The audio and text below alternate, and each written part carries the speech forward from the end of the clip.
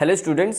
So last video में हमने समझा कैसे हम सेपरेटिंग फनल से दो इमिसिबल लिक्विड्स को सेपरेट कर सकते हैं।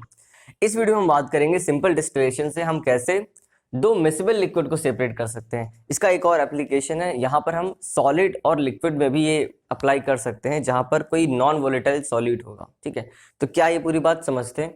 देखिए, डिस्टिलेशन वर्ड भी दो तरीके का होता है, मतलब डिस्टिलेशन प्रोसेस भी दो तरीके से यूज किया जाता है। एक तो होता है सिंपल डिस्टिलेशन और एक होता है फ्रैक्शनल डिस्टिलेशन। इसकी हम बात नेक्स्ट वीडियो में करेंगे। ठीक है, बट क्या फर्क होता है सिंपल डिस्टिलेशन और फ्रैक्शनल डिस्टिलेशन में? एक छोटा सा ही फर्क होता है। यहाँ पर फ्रैक्शनेटिंग कॉलम यूज करते हैं, क्यों यूज करते हैं, कैसे यूज करते हैं, ये पूरी बात हम अभी समझेंगे। देखिए, सिंपल डिस्टिलेशन का आप देख सकते हो, ये बुक आपके डायग्राम में होगा, एनसीईआरटी में भी बना हुआ है। तो अगर हमें सिंपल डिस्टिलेशन यूज करना है तो पहले तो ये समझते हैं कि यूज कहाँ कर सकते हैं। सिंपल डिस्टिलेशन हम दो तरीके से यूज कर सकते हैं। अगर आपके पास कोई एक सॉलिड है और साथ में कोई एक लिक्विड है, ठीक है, सॉलिड कैसा होना चाहिए? नॉन वोलेटाइल होना चाहिए, मतलब हीट करने पर ये वेपर में कन्वर्ट ना हो, ये ध्यान रखना है। ठीक है, और सॉलिड लिक्विड है तो लिक्विड का बॉइलिंग पॉइंट कोई भी हो, आप सिंपल डिस्टिलेशन से इनको प्योर कर सकते हो। लिक्विड आपको यहाँ मिल जाएगा और सॉलिड आपको ये मिल जाएगा। यहां पर हम, ये तो पहला एप्लीकेशन है, एक और काम कर सकते हैं। अगर आपके पास दो ऐसे लिक्विड हैं जो कि आपस में मिक्स हो जाते हैं, ठीक है, दो ऐसे लिक्विड हैं जो आपस में पूरी तरीके से मिक्स हो जाते हैं। जैसे सेपरेटिंग फनल में हमने क्या समझा कि वहां पर मिक्स नहीं होने चाहिए थे, ठीक है, तभी तो हम सेपरेट कर पा रहे थे। लेकिन अगर दोनों ही लिक्विड आपस में मिक्स हो गए तब क्या करेंगे? तो हम सिंपल डिस्टिलेशन यूज कर सकते हैं, लेकिन कंडीशन ध्यान रखनी है। इन दोनों लिक्विड का, देखिए बॉइलिंग पॉइंट तो दोनों का होगा, इसका भी बॉइलिंग पॉइंट होगा, इसका भी बॉइलिंग पॉइंट होगा।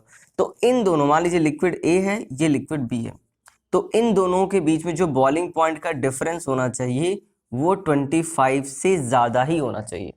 अगर 25 से कम होगा तो ये इतना इफेक्टिव नहीं वर्क करेगा। ठीक है, ऐसा क्यों होता है, इसके पीछे का लॉजिक आपको तब समझ में आएगा जब आप फ्रैक्शनल डिस्टिलेशन समझ लेंगे। ठीक है, तो एक बार मैं आपको क्लियर कर दूं कैसे हम लोग यूज करते हैं। द प्रोसेस ऑफ, पहले ही समझते हैं डिस्टिलेशन का मतलब क्या है। The process of heating, heat करना, इवेपोरेट करना और बाद में उसी लिक्विड को कंडेंस कर लेना। So the process of heating, evaporating a liquid and then condensing its vapour. Condense vapour करने का मतलब है कि इसको आप, वेपर को आप कूल करोगे तो वापस से वो वाटर में या लिक्विड में कन्वर्ट हो जाएगा।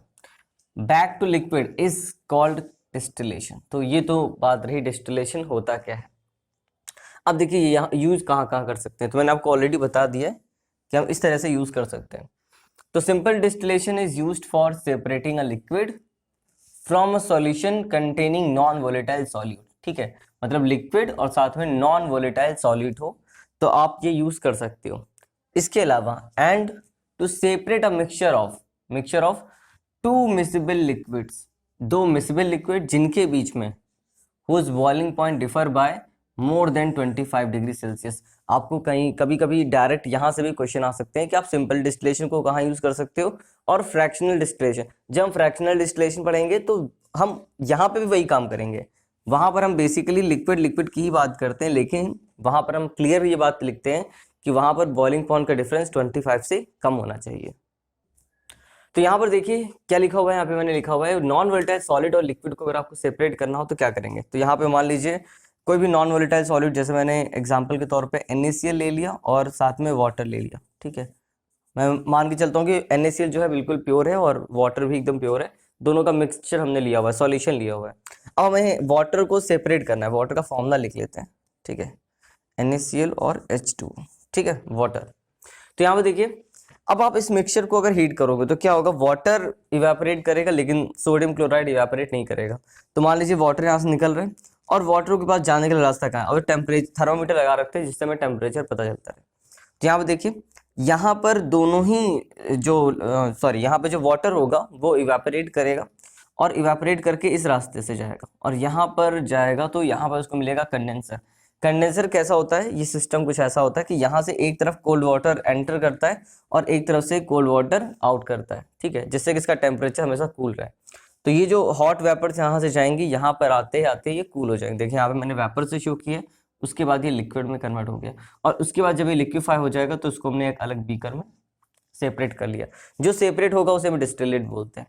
तो यहाँ पे लिखा हुआ है when a mixture of non volatile when a mixture of non volatile of, 2 बार लिख दिया, इसको हटा दीजिए, व्हेन अ मिक्सचर ऑफ, इसको हटा दीजिए, हाँ, when a mixture of non volatile solid और वोलेटाइल लिक्विड, ठीक है, वोलेटाइल लिक्विड की बात हो रही है, जैसे कि वाटर भी वोलेटाइल होता है, is heated in a distillation flask, liquid being volatile, ठीक है, लिक्विड के फॉर्म में हम वाटर की बात कर रहे हैं, ठीक है, वाटर या हो सकता है कोई और एग्जांपल हो सकता है, तो यहाँ पे लिखा हुआ है liquid being volatile forms vapours, vapour के फॉर्म में कन्वर्ट होगा। अब ये वेपर कहाँ जाएंगे, डिस्टिलेशन फ्लास्क में, सॉरी ये कंडेंसेशन में, so these vapours are condense through water condenser, ये देखिए, ठीक है, so the liquid obtained after condensation is known as distillate, जैसे कि यहाँ पर लिखा हुआ है, ठीक है, और this is how the liquid get separated from non volatile solid. अब हम देखते हैं दो लिक्विड जिनके बीच का डिफरेंस, जिनके बीच का बॉइलिंग पॉइंट डिफरेंस 25 से ज्यादा है, उनको कैसे सेपरेट करेंगे। यहाँ पे लिक्विड ए और लिक्विड बी जिनके बीच का बॉइलिंग पॉइंट डिफरेंस कितना है, 25 डिग्री सेल्सियस से ज्यादा है, ठीक है, तो आप ये लिख सकते हो मोर देन, ये हमने लिख लिया मोर देन 25 डिग्री सेल्सियस, ठीक है। तो यहाँ पे देखिए भाई लिखा हुआ है the constituents of two miscible, miscible समझते हैं, मिसिबल का मतलब होता है जो मिक्स हो जाए पूरी तरीके से, ठीक है, और जो मिक्स ना हो उसको हम इमिसिबल बोलते हैं, ठीक है, जैसे सेपरेटिंग फनल में किया था। तो the constituents of two miscible liquids can be separated by simple distillation, ठीक है, when the constituents of the mixture differ in boiling point by more than 25 degree Celsius, ये तो हम समझ चुके हैं, ठीक है, ये बात क्लियर हो गई होगी आपको। अब यहाँ पे देखिए प्रोसेस क्या है, लिक्विड्स, अब आपको कुछ समझ में आता है कि जब मैं एक बार क्लियर कर दूं, जैसे लिक्विड ए और लिक्विड बी है, एग्जांपल लेते हैं, लिक्विड ए का हमने टेम्परेचर कुछ बॉइलिंग पॉइंट मान लिया, कुछ मान लेते हैं 65 डिग्री सेल्सियस, ठीक है, इतना मान लें, और इसका हम मान लेते हैं 95 डिग्री सेल्सियस, ठीक है, तो मुझे लग रहा है 25 ज़्यादा ही हो गया, ठीक है, हाँ हो गया होगा, 30 का हो गया, ठीक है। अब हमने ये डिफरेंस मान लिया, अब मान लीजिए इन दोनों को हमें सेपरेट करना है, तो क्या करेंगे हम, इसको हीट करेंगे, यहाँ से बर्नर लगा, हीट होगा, तो हीट होगा तो जिसका बॉइलिंग पॉइंट कम होगा 65, तो ये तो तुरंत वेपर बन जाएगा, लेकिन ये वाला वेपर अभी थोड़ा कम बनाएगा लेकिन थोड़ा कम बनाएगा, ये वाला ज़्यादा बनाएगा, ये वाला कम बनाएगा सेम टेम्परेचर पे, क्योंकि इसका बॉइलिंग पॉइंट कम है। तो यहाँ पे क्या होगा, जब आप इसको हीट करोगे तो जैसे ही थोड़ा सा टेम्परेचर इसका बढ़ेगा, लिक्विड का, दोनों लिक्विड मिक्स है आपस में, तो जैसे इनका टेम्परेचर बढ़ेगा तो ये वाला बहुत तेजी से वेपराइज होगा, जबकि ये वाला कम होगा, दोनों ही साथ में यहाँ पर जाएंगे। और यहाँ पर, अब यहाँ पर देखिए, जब यहाँ पे जो आपको डिस्टिलेट मिलेगा, यहाँ पर ज्यादा अमाउंट में कौन सा मिलेगा, लिक्विड ए ज्यादा मिलेगा, क्योंकि ये ज्यादा वेपर बना रहा है, बॉइलिंग पॉइंट कम है, तो ये वेपर कम बना रहा है, मतलब इसकी क्वांटिटी इस डिस्टिलेट में कम होगी। तो अगर आप इनिशियली देखो तो यहाँ पे मान लेते हैं पूरी तरीके से पूरा 50-50% था, तो यहाँ पे हम मान लेते हैं कि ये वाला 70%, ये वाला 30%। अगर इसी प्रोसेस को यहाँ पे जो 70-30 का रेशियो मिला, ठीक है, अगर इसी प्रोसेस को यहाँ पे रख के फिर से रिपीट कर दें, तो इस बार फिर से इसका रेशियो बढ़ जाएगा। तो अब मान लेते हैं कि ये 80% और 20% का रेशियो रहा, फिर से इसको हमने एक बार डिस्टिलेट कर दिया, इसी तरीके से डिस्टिलेशन कर दिया, तो इस बार 90 और 10 का रह गया। ऐसे करके हम 4 या 5 बार ये प्रोसेस को रिपीट करके मैक्सिमम लेवल पे हम इस दोनों को सेपरेट कर सकते हैं, ठीक है। पूरा 100% होना बहुत मुश्किल होता है, इसका रीजन अभी आपको समझ में आएगा। देखिए यहाँ पे क्या लिखा हुआ है, the liquid having lower boiling point, जैसे कि यहाँ पे देखिए इसको माना हुआ है, ठीक है, डिस्टिल्स ओवर फर्स्ट, पहले डिस्टिल्स ओवर फर्स्ट का मतलब है कि वो जल्दी वेपर बनाएगा तो जल्दी डिस्टिलेशन होगा उसका।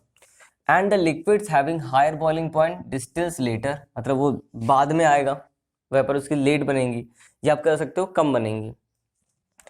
अब यहाँ पे वही जो आपको मैं पॉइंट बता रहा था कि आप भले ही ये पहले स्टेप में आप सोचो कि प्योर हो जाएगा, तो वो इम्पॉसिबल है, क्योंकि दोनों ही वेपर बना रहे होंगे, लेकिन जो रेशियो होगा वो उसमें डिफरेंस आ जाएगा। तो देखिए यहाँ पे लिखा है how each liquid however contains some amount of other liquids, ठीक है, चाहे यहाँ पे लिक्विड की बात करें या यहाँ की बात करें, ठीक है, केवल रेशियो का फर्क हो जाता है। तो यहाँ पे लिखा हुआ है each liquid however contains some amount of other liquids, so a complete separation of two miscible liquids can not be done by this method. ये इसकी ड्रॉबैक है, ठीक है, तो ये आपको याद रखना है। अब ये ड्रॉबैक जब हम फ्रैक्शनल डिस्टिलेशन पढ़ेंगे तो नहीं होगा। तो नेक्स्ट वीडियो में बात करते हैं फ्रैक्शनल डिस्टिलेशन पे।